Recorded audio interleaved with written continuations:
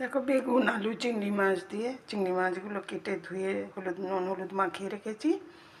এরপরে মাছগুলোকে আমি একটুখানি ভেজে নেব, দিয়ে বেগুন আলু শিম দিয়ে পেঁয়াজ টমেটো দিয়ে আমি একটু মাখা মাখা তরকারি বানাবো, ঝোল টাইপের হবে। আমি এবার তেজপাতা আর কালো জিরে দিয়ে দিয়েছি চিংড়ি মাছের তরকারির জন্য। চিংড়ি মাছের তরকারির জন্য আলুগুলো দিয়ে দিলাম, তেল হয়ে গেছে। এবার আলুটা দিয়ে আলুর মধ্যেই চিংড়ি মাছ দিয়ে দেবো, হয়ে গেছে। এইবার আমি এর মধ্যে উপকরণগুলো দেখাচ্ছি।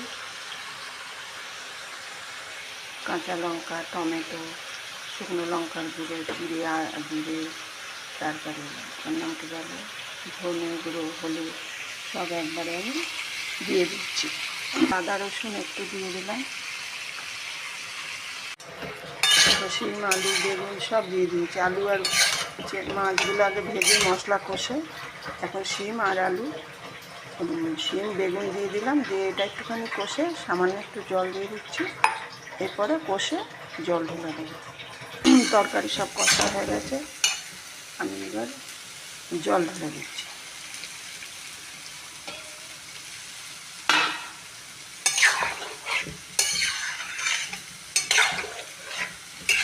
চিংড়ি মাছের আর বেগুন আলু দিয়ে যে তরকারি হয়ে গেছে, আমি এবার নামিয়ে ফেলব। শিম আলু বেগুন দিয়ে যে ঝোল বানিয়েছি সেটাও হয়ে গেছে, নামিয়ে দিয়েছি।